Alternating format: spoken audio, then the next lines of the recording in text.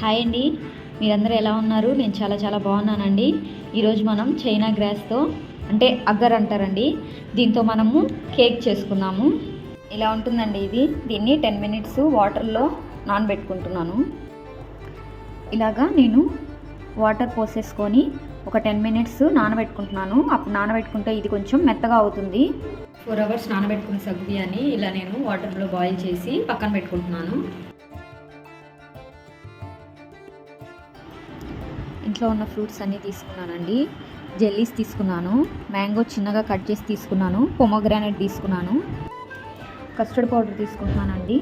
1.5 table spoon powder తీసుకున్నాను, 3 table spoons పాలు తీసుకున్నాను. ఇప్పుడు దీన్ని నీట్గా మిక్స్ చేసేసుకొని పక్కన పెట్టుకుంటాను.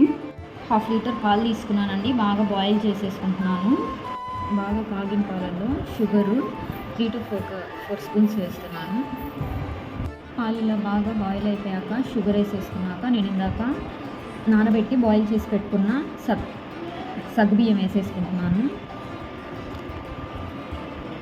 ఇలా కస్టర్డ్ పౌడర్ వేసిన పాలని ఉండలు లేకుండా నీట్గా స్పూన్తో కలిపేసుకొని పక్కన పెట్టేసుకోవాలి. ఒక 2 to 3 మినిట్స్ బాయిల్ చేసుకుంటే చాలండి. మనం ఇందాక నానబెట్టి పెట్టుకున్నాం కదండి, అగ్గర్ అంటే చైనా గ్రాస్ నానబెట్టి పెట్టుకున్నాం కదా, అది పూర్తిగా మెల్ట్ అయ్యే వరకు ఒక గ్లాస్ వాటర్ పోసుకొని నీట్గా అది బాయిల్ చేసుకొని పూర్తిగా మెల్ట్ అయ్యే వరకు బాయిల్ చేసుకుంటూ ఉండాలి. ఇదిగోండి, ఇప్పుడు ఇది ఇలా మనము కలిపెట్టుకుంటా బాగా మెల్ట్ అయ్యే వరకు ఇలా బాయిల్ చేసుకుంటూ ఉండాలి. పూర్తిగా మెల్ట్ అయిపోయిందండి. నేను ఇప్పుడు స్టవ్ ఆఫ్ చేసేస్తున్నాను. మనం ఇలా కాచి పెట్టుకున్న ఈ చైనా గ్రాస్ లిక్విడ్ని దీంట్లో హాఫ్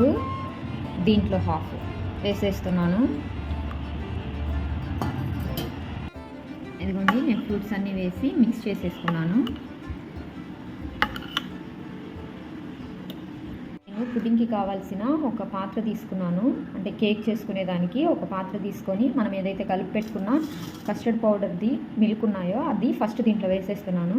ఇలా నేను విడివిడిగా, ఇది కస్టర్డ్ పౌడర్ మిల్క్ అండి, ఇది నార్మల్ మిల్క్, రెండిట్లో నేను పొమోగ్రానైట్ మ్యాంగో వేసేసుకొని పక్కన పెట్టేసుకుంటున్నాను.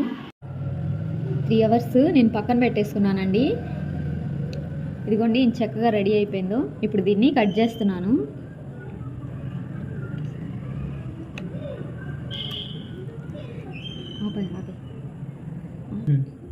ఇదిగోండి, చక్కగా నేను కట్ చేసేసి పక్కన పెట్టుకున్నాను. మనం సర్వ్ చేసుకొని ఇంకా తినేయచ్చు. ఈ వీడియో నచ్చినట్టయితే లైక్ చేయండి, షేర్ చేయండి, సబ్స్క్రైబ్ చేయండి.